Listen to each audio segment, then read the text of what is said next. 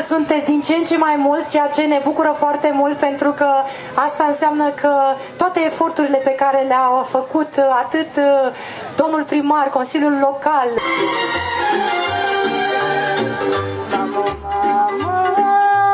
ce-ai crezut că pe lume m-ai născut o fost? Mama, ce-ai crezut că pe lume m-ai născut o fost?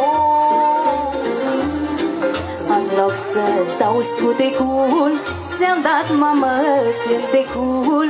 Sha-la-lai, la-la-la-lai, la-la-la-lai, la-la.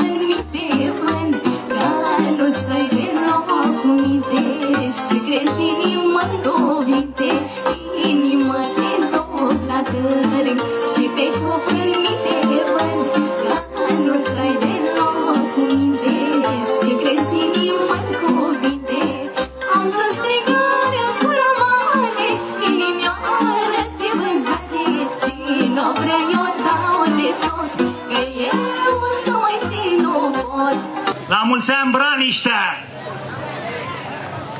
Astăzi, comuna noastră a îmbrăcat straia de sărbătoare.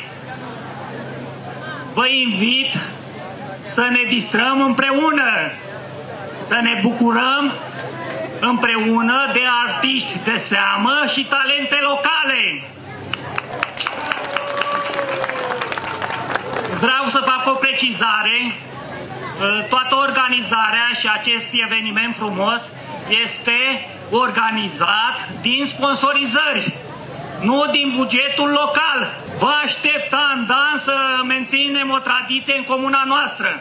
Vă mulțumesc din suflet, distracție plăcută și la mulți ani, Braniștea! La mulți ani, Braniștea, mulțumim mult, domnul primar! Vă iubesc! Și cu pe...